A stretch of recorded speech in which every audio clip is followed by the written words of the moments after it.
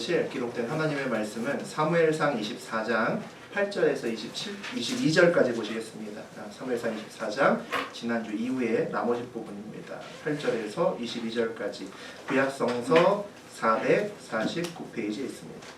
여기 함께 교독하겠습니다. 제가 먼저 8절 봉독합니다. 그 외에 다윗도 일어나 굴에서 나가 사울의 뒤에서 외쳐 이르되 내 주 왕이여 하매 사울이 돌아보는지라 다윗이 땅에 엎드려 절하고 다윗이 사울에게 이르되 보소서 다윗이 왕을 멸하려고 하는 사람들의 말을 왕을 어찌하여 들으시나이까. 오늘 여호와께서 굴에서 왕을 내 손에 넘기신 것을 왕이 아셨을 것이니이다. 어떤 사람이 나를 권하여 왕을 죽이라 하였으나 내가 왕을 아껴 말하기를 나는 내 손을 들어 내 주를 해하지 아니하나니 그는 여호와의 기름 부음을 받은 자이기 때문이라 하였나이다. 내 아버지여 보소서 내 손에 있는 왕의 옷자락을 보소서. 내가 왕을 죽이지 아니하고 도적자락만 되었은즉 내 손에 아니나 증거가 없는 줄을 오늘 아실지니이다.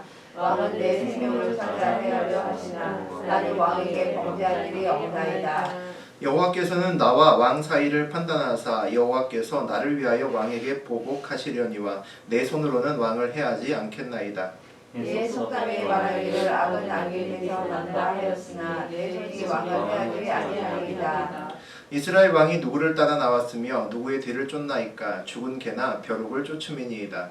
그런즉 여호와께서 재판장이 되어 나와 왕 사이에 심판하사 나의 사정을 살펴 억울함을 풀어주시고 나를 왕의 손에서 건지시기를 원하나이다 하니라. 다윗이 사울에게 이같이 말하기를 마침에 사울이 이르되 내 아들 다윗아 이것이 내 목소리냐 하고 소리를 높여 울며 다윗에게 이르되 나는 너를 학대하되 너는 나를 선대하니 너는 나보다 의롭도다.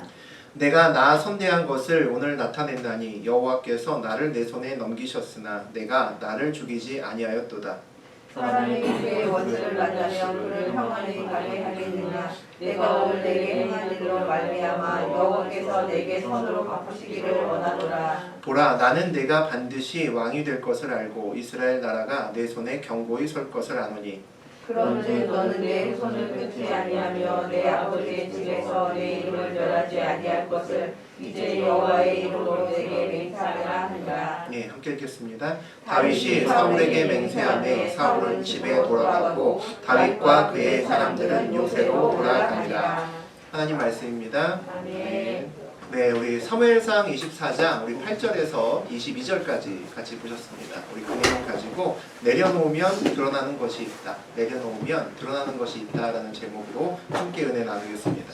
우리 지난 시간에 다윗이 엔게디 광야에 있다라는 소문을 듣고 사울이 3,000명의 정예군을 이끌고 그리고 다윗을 쫓아옵니다.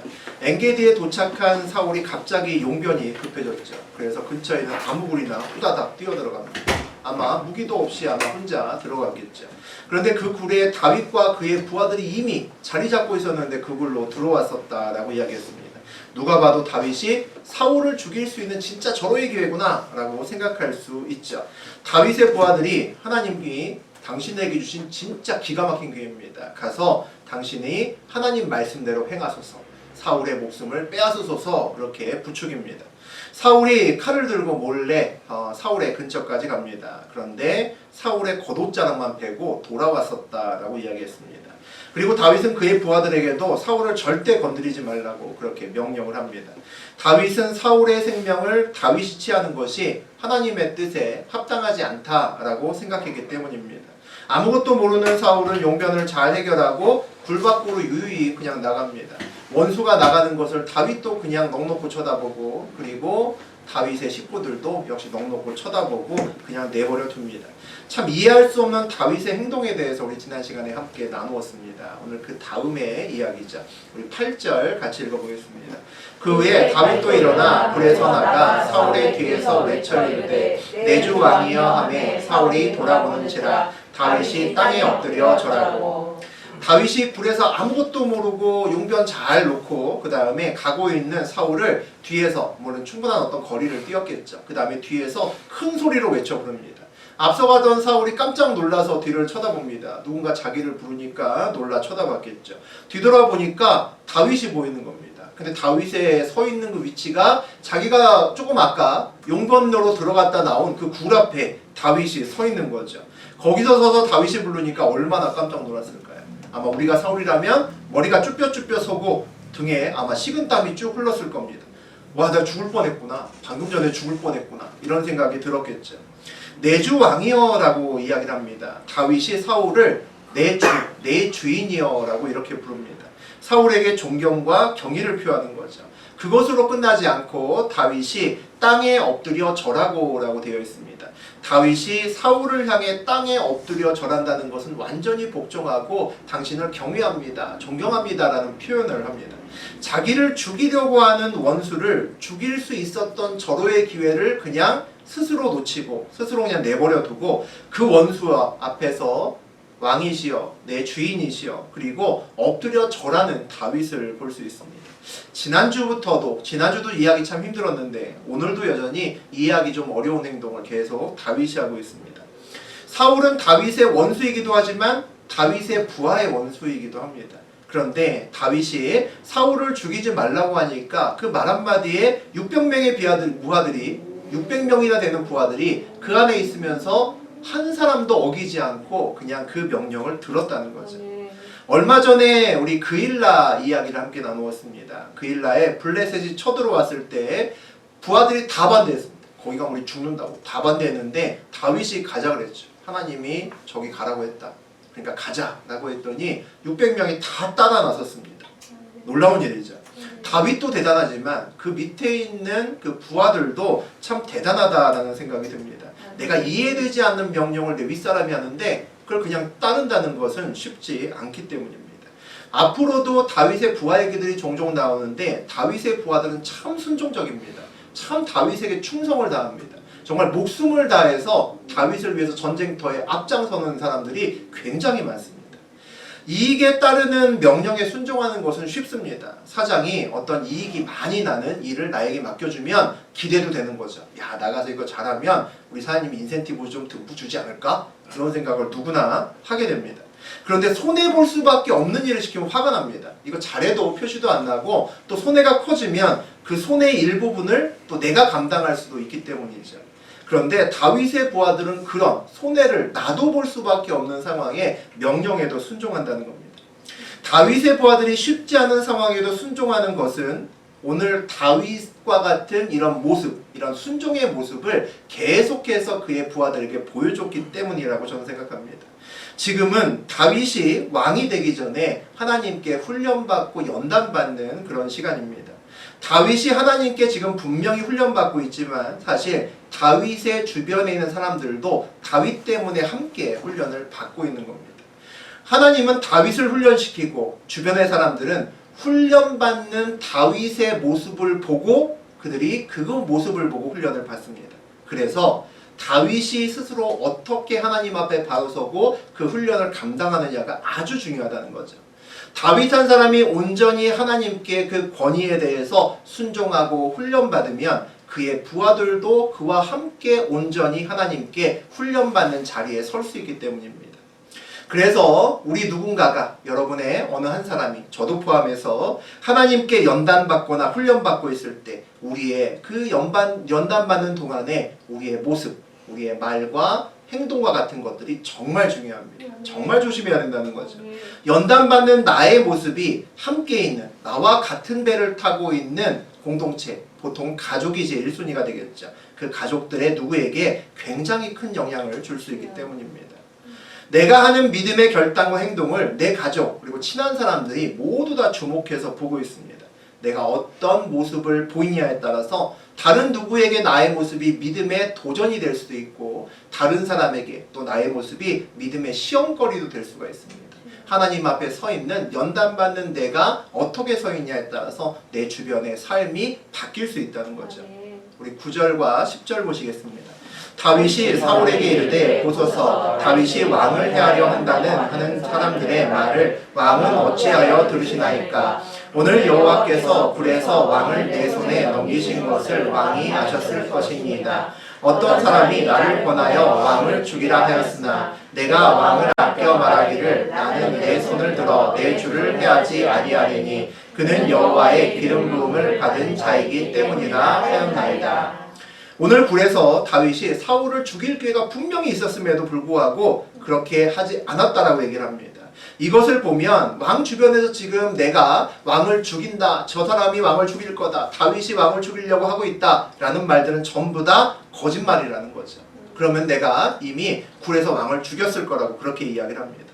왕은 여호와의 기름 부음을 받은 자이기 때문에 나는 왕을 절대로 해하지 않았습니다. 나는 하나님 말씀에 순종하고 또 왕을 지킵니다. 그렇게 이야기를 합니다. 여러분이 사울이라면 이 말 믿었을까요? 믿으셨을까요? 반신반의하지 않았을까요? 분명히 불 앞에 서 있는 걸로 봐서는 그 굴 또는 그 옆굴에 있었던 건 분명한데 설마 죽일 수 있었는데 안 죽였겠어? 그런 마음이 들죠. 상황이 안 되니까 못 죽였겠지. 어디서 뻥을 치고 그래. 그런 마음이 마음속에 들겠죠. 죽을 뻔하긴 했지만 설마 나를 죽일 수 있었는데도 불구하고 안 죽였을 리는 없다라고 생각할 겁니다. 믿을 수 없는 결정적인 이유가 뭘까요? 세상적인 생각으로는 절대 이해할 수 없는 행동이기 때문이죠. 내가 누굴 죽이려고 갔는데 내가 죽을 수 있는 환경에 놓였는데 그 사람이 나를 살려줬다? 이건 말도 안 되는 이야기이기 때문입니다. 우리 11절 같이 보시겠습니다. 내 아버지여 보소서 내 손에 있는 왕의 옷자락을 보소서 내가 왕을 죽이지 아니하고 겉옷자락만 베었은즉 내 손에 악이나 죄가가 없는 줄을 오늘 아실지니이다. 왕은 내 생명을 찾아 해하려 하시나 나는 왕에게 범죄한 일이 없나이다. 그렇게 의심하고 있는 모든 사람들 앞에서 결정적인 증거가 하나 나옵니다. 다윗이 결정적인 증거를 제시하죠. 자기 손을 들어서 왕의 겉옷자락 잘린 그 옷조각을 모든 사람에게 보여줍니다. 사울에게 보여주면서 자기의 말을 증명하는 거죠. 사울은 다시 한번 깜짝 놀랐겠죠. 그 옷조각이 자기가 입고 있는 그 옷조각과 똑같은 천으로 되어 있기 때문입니다. 그럼 뭐 하겠습니까? 뒤져봤겠죠. 정말 내 옷에 잘린 자국이 있나? 아마 다 봤을 겁니다. 아, 정말 잘린 자국이 있는 거죠. 그러니까 아, 맞구나. 내가 저 불에 들어갔었는데 거기 다윗이 있었고 칼을 들고 와서 나를 죽이지 않고 정말 옷자락만 잘랐구나 라는 것을 믿지 않을 수 없는 상황이 되었습니다. 다윗이 사울을 부르는 말이 오늘 충격적입니다. 내 아버지여 보소서라고 얘기를 합니다. 사울을 아버지라고 부릅니다. 그만큼 자기의 마음을 담아서 정말 친근한 마음으로 부르는 거죠. 다윗이 원수 사울을 내 주라고 부르고 또 절을 하는 것으로 모자라서 그 자기를 죽이려고 하는 원수에게 아버지라고 부릅니다. 왕은 내 생명을 찾아 해하려고 하시나 나는 왕에게 범죄한 일이 없습니다. 다윗은 자기와 사울을 대조시켜서 이야기를 하죠. 자기를 죽이려고 사울이 여기까지 오고 매번 죽이려고 했지만 나는 정말 사울을 죽이려고 하는 마음이 조금도 없다라고 이야기를 합니다. 보통 때라면 어느 누구도 믿지 않았을 말도 안 되는 이야기지만 그 손에 들려있는 사울의 옷자락을 보면 모두 다 다윗의 말을 믿을 수밖에 없는 상황이라는 거죠. 우리 12절 보시겠습니다. 여호와께서는 나와 왕 사이를 판단하사 여호와께서 나를 위하여 왕에게 보복하시려니와 내 손으로는 왕을 해하지 않겠나이다. 다윗은 스스로 사울에게 보복하지 않겠다라고 다짐합니다. 그리고 하나님께 판단을 요청하죠.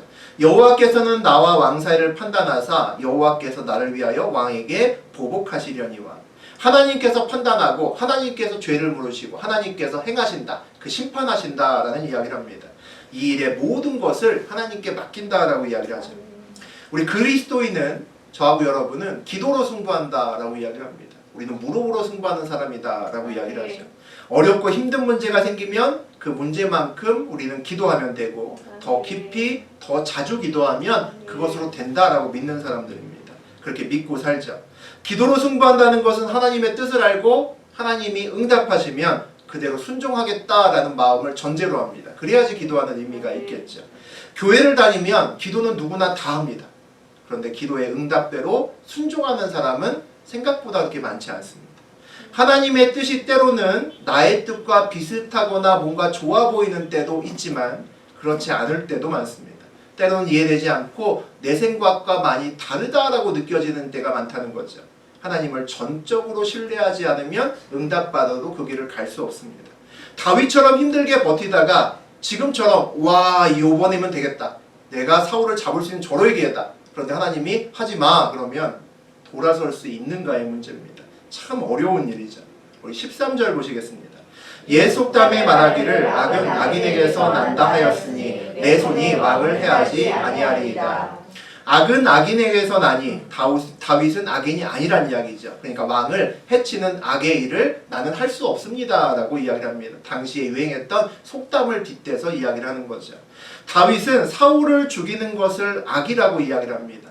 다윗에게 선악의 기준이 뭘까요? 세상 기준으로는 다윗이 사울을 죽이는 것이 악이 아닙니다. 왜냐하면 사울이 먼저 다윗을 죽이려고 애쓰고 한두 번이 아니라 목숨을 여러 번 잃을 뻔하면서 쫓겨다니고 있다는 거죠. 사필귀정이죠. 인과응보입니다. 틀린 것이 없는 거죠. 악이 아닙니다. 사울을 죽여도 세상 기준으로는 정당방위고 아무도 욕할 수 없습니다. 그런데 오늘 다윗은 다르게 생각한다라고 이야기합니다. 하나님은 기름 부은 자를 판단하거나 그를 해하는 것을 하나님이 좋아하지 않으신다라는 그 기준을 다윗이 가지고 있기 때문이죠. 이 기준은 상황을 보고 판단하는 다윗의 기준보다 우선순위가 더 앞서 있다라고 다윗은 생각하는 겁니다.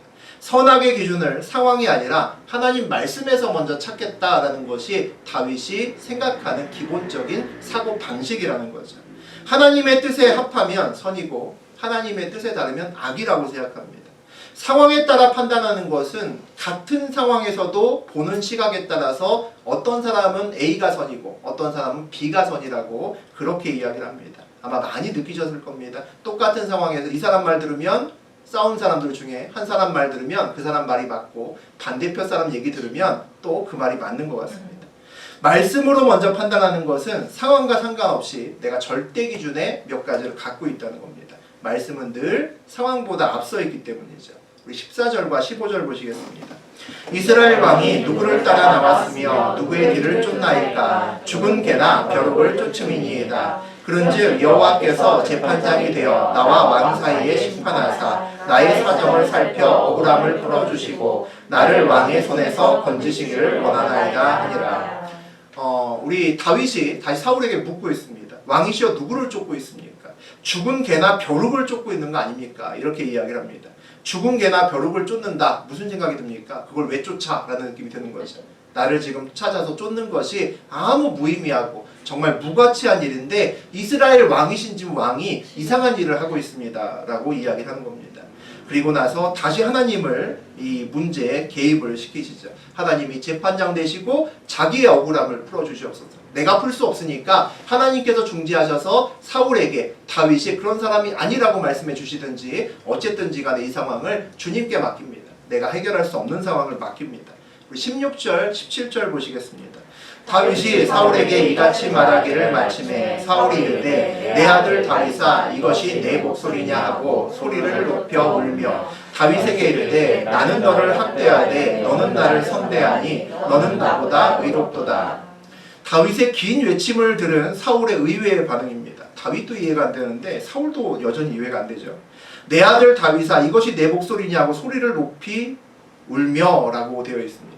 내 아들 다윗이라고 얘기를 합니다. 죽이러 온 사람이 갑자기 내 아들 다윗이라고 얘기하는 거죠. 아마 다윗의 그 행동에 감동받은 것 같습니다. 나를 죽일 수 있었음에도 불구하고 내가 저 사람을 죽이고자 맨날 며칠을 계속해서 쫓아다녀서 죽이려고 몇 번을 죽일 뻔 하면서 놓쳐왔는데 그가 나를 죽일 수 있을 만한 상황에 있음에도 불구하고 그 사람이 나를 안 죽였다라고 하는 것이 사울의 입장에서는 충분히 감동이 될 수 있을 만한 상황인 거죠. 그가 허리를 굽혀 기도하고 또 눕고 절하고 그 다음에 뭐 아버지여 라고 부르고 내 주인이여 라고 부르는 것이 평상시에는 뭔 소리야? 나를 괜히 유혹하려고 한 소린가 보다 라고 할 수 있지만 옷자락을 본 순간 그것은 다 사실인 거죠. 아 나를 정말 사랑하고 있구나 라는 생각이 느끼지 않을 수 없을 겁니다. 그래서 그 눈에 자기도 모르게 눈물이 나고 그리고 다윗을 향해서 똑같이 화답해서 아들이라고 이야기를 합니다. 그리고 너가 정말 위롭구나. 나는 너를 해하려고 했는데 너는 나를 선대하였구나 라고 바뀐 사울의 모습을 볼 수 있습니다. 우리 18절 19절 보겠습니다. 내가 나 선대한 것을 오늘 나타낸다니 여호와께서 나를 내 손에 넘기셨으나 내가 나를 죽이지 아니하였도다. 사람이 그의 원수를 만나면 그를 평안히 가게 하겠느냐. 내가 오늘 내게 행한 일로 말미암아 여호와께서 내게 선으로 갚으시리를 원하노라.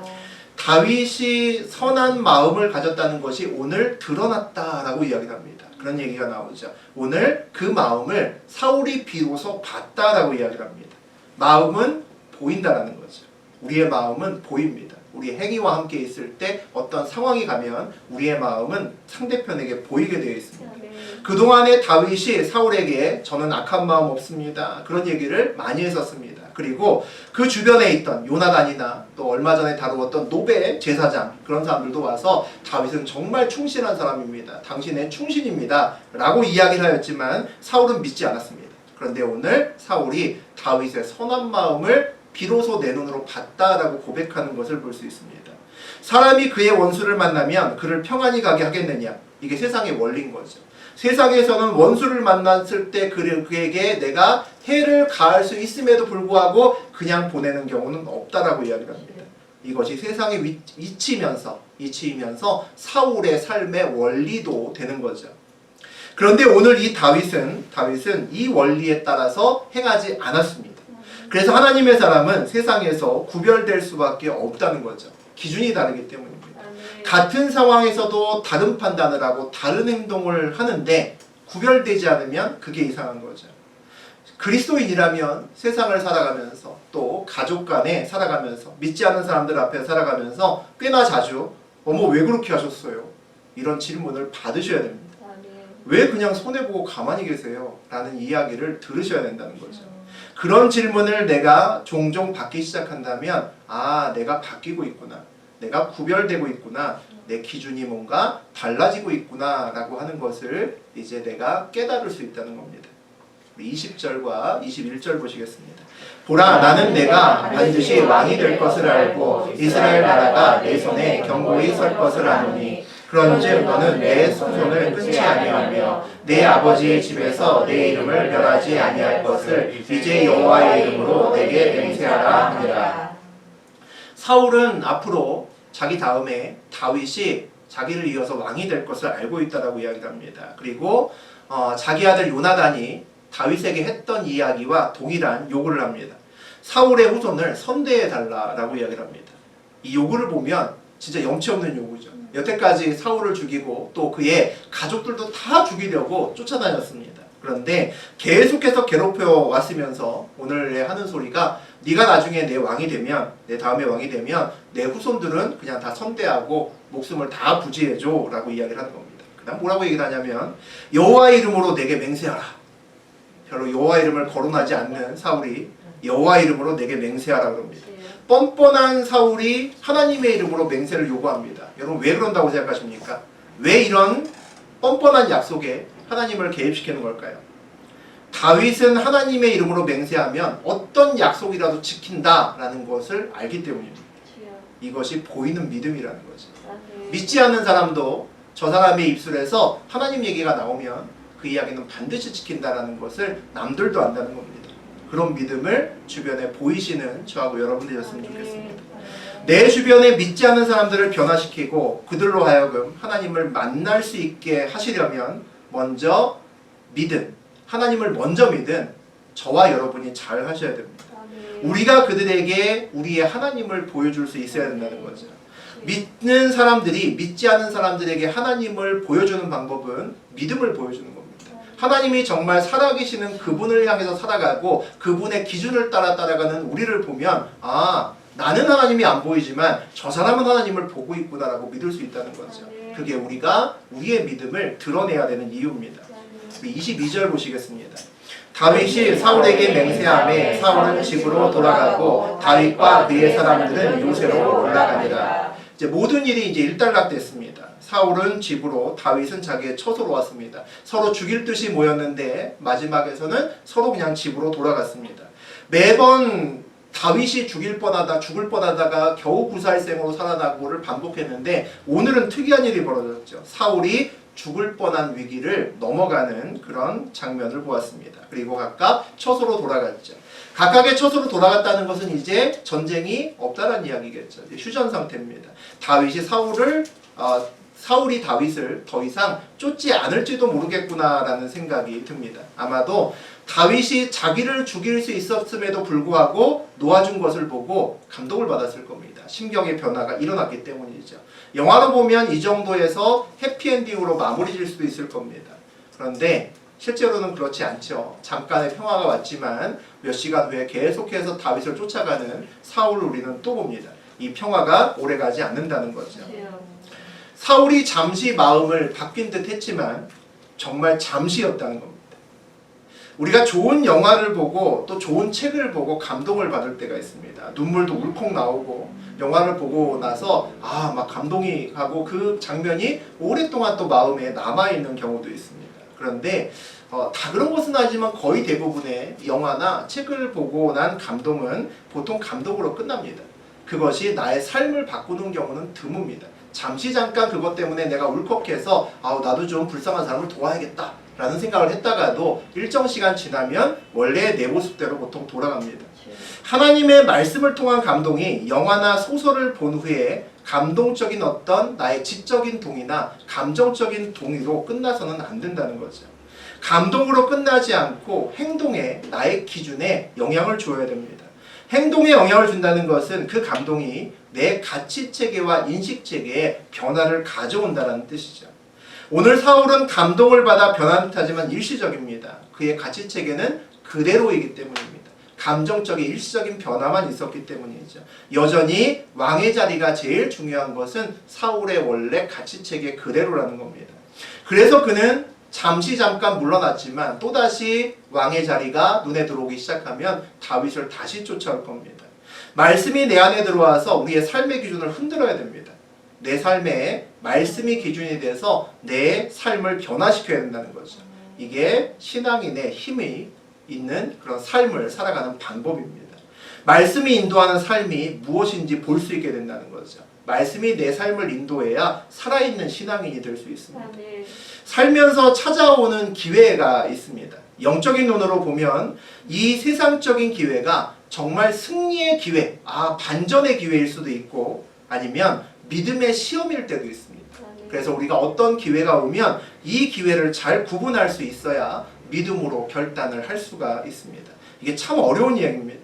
다윗이 그래서 사울의 생명을 빼앗느냐 마느냐 고민할 때, 우리가 이제 다윗이라고 하면 고민할 때 어떤 기준을 갖고 고민하겠습니까? 아마 첫 번째 기준은 저나 여러분이나 다 똑같을 겁니다.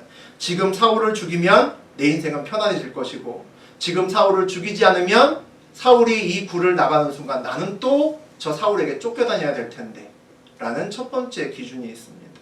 이 기준을 통해 들이대면 반드시 지금 사울을 죽이는 게 맞는 거죠. 근데 이것은 신앙이 없어도 똑같은 기준입니다. 신앙이 없어도 누구나 할 수 있는 생각이고, 보통은 신앙인은 그렇게 생각을 하다가 이런 상황이 오면 거기에다가 기준을 하나 집어넣기도 합니다. 하나님은 사울 편이 아니고 하나님은 내 편이니까 나는 하나님의 길을 걸으니까 사울을 죽는 것이 더더욱 맞겠구나 라고 생각합니다.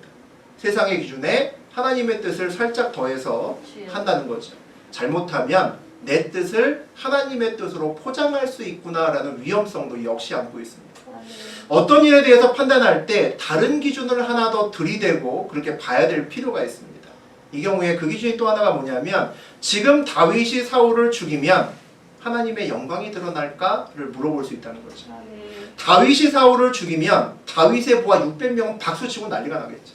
여태까지 다윗 믿고 쫓아서 생고생 다 했는데 이제 다윗이 왕이 될 수도 있는데 그럼 완전히 팔자 고치는 거죠. 박수치고 난리가 날 겁니다. 600명을 제외한 이스라엘 백성의 반응은 어떨까요? 만세를 부르고 거리에 쏟아져 나올까요? 3.1운동처럼 마구 나와서 다윗 왕 만세를 부르면서 기쁨의 노래를 부를까요? 아닐 수 있을 것 같습니다. 사울이 왕이 될 때 우리 앞에서 나누었지만 사무엘이 와서 붙어서 사울의 권위를 하나님께서 올려주셨습니다. 그래서 왕의 자리에 앉을 수 있게 하셨고 결국 만 백성들의 박수를 받으면서 왕에 올라갈 수 있도록 도우셨습니다. 그런데 지금 상황은 그때하고는 좀 다르다는 거죠. 하나님은 여전히 지금도 사울을 쓰고 계십니다. 지난 시간에도 블레셋과의 전투에서 사울은 여전히 이깁니다. 이방인들과의 전쟁을 계속 승리로 이끌고 계신다는 거죠. 하나님께 왕을 달라고 이스라엘 백성들이 엄청나게 이전에 졸랐습니다. 하나님께서는 야 내가 니네들 왕이야 그랬는데 그들은 계속 와서 하나님도 왕이지만 우리는 사람 왕이 필요합니다. 계속해서 졸랐다는 거죠. 그래서 첫 번째 얻은 왕이 사울입니다. 백성들은 이 사울 왕이 물러나라고 광화문에서 촛불 집회한 적이 없습니다. 다시 말하면 탄핵 사유가 없다는 겁니다. 다윗이 사울을 죽이면 이스라엘의 백성들에 대한 다윗의 평가는 어떨까요? 아, 왕 바뀌었네.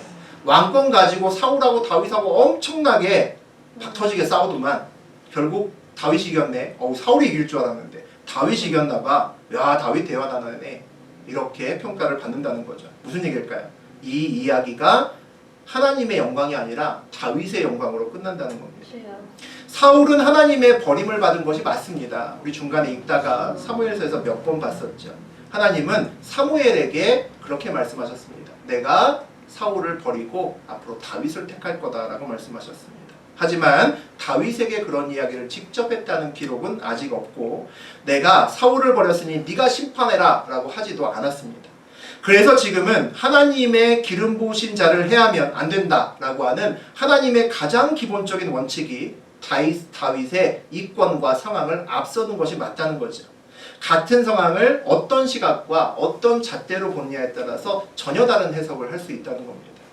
다윗이 엔게디 동굴에서 사울을 죽일 기회를 만난 것은 세상의 관점에서 보게 되면 역전의 순간입니다. 로또 복권 당첨하기 일보 직전인 거죠. 승리의 기회입니다. 그런데 영적인 관점에서 보면 믿음의 시험일 수도 있다는 거죠. 믿음의 시험이라면 이익이 아니라 하나님을 이익보다 우선시해서 앞에 내놓을 수 있는가가 정말 중요합니다. 하나님 앞에서 이익을 내려놓을 수 있는가가 중요한 거죠. 믿음의 시험은 그런 시험이기 때문입니다. 그런 판단과 행동을 하게 만들기 위해서 하나님은 우리의 인생길에서 다윗에게 하셨던 것처럼 믿음의 시험을 계속해서 치르게 만드십니다. 단계별로 우리 꼬마 친구들, 어린이에게 빨간펜 선생님이나 구몬 선생님이 와서 눈높이 교육을 하는 것처럼 내 이익이 아닌 하나님을 붙들고 믿음의 결단을 하게 만드시죠. 그런 훈련을 받으면 우리도 비로소 다윗처럼 세상에서 구별된 삶을 살게 됩니다. 어느 날 누군가가 와서 왜 그런 일을 하셨어요? 라고 묻는 사람이 내 주변에 생긴다는 거죠. 다른 판단과 다른 행동을 하게 되기 때문입니다. 우리는 보통 어떤 결단을 할 때 내 눈앞의 이익 때문에 어떤 일을 할 때 주저하는 경우가 굉장히 많습니다. 성경에는 하나님의 길을 걷는 뜻을 따르는 자에게 특별한 하나님의 원리가 하나 주어집니다. 아주 유명한 말씀이죠. 우리 로마서 8장 28절 읽어보겠습니다. 우리가 알거니와 하나님을 사랑하는 자, 곧 그의 뜻대로 부르심을 입은 자들에게는 모든 것이 합력하여 선을 이루느니라. 다 들어보신 아주 유명한 말씀입니다. 하나님의 뜻대로 부르심을 받고 선택받은 자는 그의 길을 걸을 때 모든 것이 합력하여 선을 이룬다. 우리에게 참 위로가 많이 되고 우리가 좋아하는 말이고 외우는 사람들도 많고 참 멋있어 보이는 말입니다. 그런데 몇 번 잘 꼼꼼히 읽어보면 이게 굉장히 가슴 떨리는 말입니다. 모든 일이 합력하여 선을 이룬다는 것은 당장 내 눈앞에 손해를 본다는 말일까요? 안 본다는 말일까요? 손해를 본다는 말이죠. 당장 손해를 안 보고 이익을 본다면 굳이 모든 것이 합력해서 선을 이룰 필요가 없다는 겁니다. 그냥 눈앞에 선이 보이는데 굳이 저런 말을 쓸 필요가 없다는 거죠. 이 말은 당장은 손해 또는 때로는 큰 손해를 볼 수도 있지만 결국은 복이 되어 돌아온다고 말씀하시는 겁니다. 이것을 믿어야 주의 길을 걸을 수 있습니다. 믿음으로 결단할 수 있다는 거죠. 하나님의 길을 걸을 때 내가 손해를 보면서 믿음의 결단을 할 때 보통 따라오는 것이 하나 있습니다. 바로 합력하여 선을 이루어서 이익이 훌쩍 오면 정말 좋겠지만 그런 경우는 드물고 하나님은 그 구별된 믿음의 결단을 통해 하나님의 기준을 따르는 사람의 마음과 믿음을 드러나게 하십니다. 오늘 다윗처럼 말이죠. 그의 마음과 믿음을 다른 사람이 볼 수 있도록 하십니다. 오늘 다윗은 자기를 죽이려고 하는 사울이 엔게디 동굴에서 무방비 상태로 용변을 해결하러 들어갔는데 죽이지 않았습니다. 그저 사울의 겉옷자락만 베었다는 거죠. 아무도 이해할 수 없는 행동을 했습니다. 어리석은 짓이다, 바보 같은 짓이야 라고 아마 600명의 그 부하들은 나중에 군시렁 되는 사람도 엄청 많았을 겁니다. 우리가 사실 성경의 뒤편까지 알아서 다윗이 왕이 되는 것을 알고 있기에 망정이지 사울에게 죽었다면 오늘 일을 두고 아마 이런 바보 같은 얘기하면서 다윗 왕을 끝까지 아마 우리의 뒷자리에서 아마 씹었을 겁니다. 그런데 오늘 그 다윗의 행동은 베어진 옷자락이 증거가 돼서 그의 마음과 믿음을 온 천하에 드러냈다는 놀라운 일이 벌어진 것을 우리가 놓치면 안 됩니다. 다윗의 손에 들려진 사울의 옷자락과 용변을 본 사울의 옷자락이 베어진 것을 본 사람들이 무슨 생각을 했을까요? 오늘 다윗이 사울에게 나의 주여, 아버지여, 그리고 땅을 허리를 굽혀서 절을 하는 모습을 보고 또 아버지여라고 부르는 모습을 보고 무슨 생각을 했을까요? 이 옷자락이 없었으면 다들 웃기네, 그냥 입으로 사탕발림이네 라고 했었던 것이 이 옷자락으로 인해서 그들은 모두 다윗을 믿게 되었습니다. 하나님의 기름 부으심을 받은 자를 절대로 해하지 않겠다라고 하는 다윗의 말이 거짓말이 아니구나, 진짜라고 하는 것을 느꼈다는 거죠. 그것을 본 사람이 오늘 3,600명입니다. 다윗은 진짜구나, 그 3,600명이 생각했다는 거죠. 3,000명은 사울을 따라온 사람, 600명은 다윗을 따라온 사람이죠. 다윗이 사울을 향한 마음도 진짜구나, 하나님을 향한 믿음도 진짜구나, 그 3,600명이 오늘 증인이라는 겁니다. 다윗은 정말 신실하고 하나님 명령을 목숨 걸고 지키는 자구나 라는 사실을 오늘 다윗은 자기의 목숨을 담보로 3,600명에게 알렸습니다. 얼마나 멀리 이 소문이 퍼졌을까요? 사울의 3,000명은 우리 24장 2절에 보게 되면 온 이스라엘에서 택했다라고 되어 있습니다. 무슨 얘기일까요? 12지파에서 고루고루 잘 싸우고 잘 나가는 사람들 모아서 데리고 왔다는 겁니다. 그러면 오늘 12지파의 모두에게 이 다윗의 이 모습이 온 동네방네 퍼졌다고 보시면 됩니다. 다윗은 오늘 자기의 목숨을 걸고 드러낸 믿음으로 온 이스라엘에 다윗을 홍보했다는 거죠. 이것이 결정적으로 이스라엘 사람들에게 다윗의 명성과 신뢰를 쌓게 하는 계기가 되었다고 저는 생각합니다. 유다 지파거든요. 다윗은 12지파의 한 지파입니다. 이 다윗에게 다른 지파 사람들도 모두 다 그를 인정하고 고개를 숙이게 됩니다. 나중에 그렇게 됩니다. 사울에게는 그렇게 하지 않았습니다. 그런데 12지파를 모두 아우르는 정말 왕 중의 왕이 된다는 거죠. 12지파로 나뉘어진 이스라엘은 서로 단합이 잘 되지 않는 지파들입니다. 각 지파마다의 이익이 다 다르기 때문이죠. 우리나라도 각각의 여러 가지 그 사안을 두고 정당끼리도 싸우고 또 지역끼리도 말들이 많잖아요. 자기 지역을 지키고 더 이익을 보호하려면 그렇게 될 수도 있다는 거죠. 그런데 다윗은 모든 지파의 신임을 받고 진정한 왕이 됩니다. 세상으로도 눈앞에 이익을 내려놓으면 사람을 얻는다라고 우리가 이야기를 합니다. 하나님의 뜻을 붙들고 세상을 내려놓으면 하나님을 얻는다고 저는 생각합니다. 하나님을 믿고 내가 세상에 어떤 것을 내려놓으면 하나님은 세상에 반드시 나의 믿음과 마음을 드러내십니다. 그리고 하나님은 그 믿음을 기쁘게 받으시고 내가 내려놓은 것, 그 외의 것들을 통해서 합력하여 선을 이루는 모습을 반드시 보이십니다. 그것을 우리의 삶에서, 여러분의 삶에서 증거하고 계실 겁니다. 이것을 믿는 사람이 승리하는 가장 기본적인 원리가 됩니다. 이것을 믿으면 세상에서 믿음으로 승리할 수 있다는 거죠. 손해를 보고도 담대하게 하나님을 따라갈 수 있는 이유가 됩니다. 내려놓은 만큼 그만큼 하나님을 풍성하게 경험할 수 있다는 것을 많은 믿음의 선지자들과 그리고 저하고 여러분, 하나님을 만난 분들이 그렇게 증거하고 있기 때문입니다. 그런 삶을 살아내시는 저하고 여러분 되셨으면 좋겠습니다.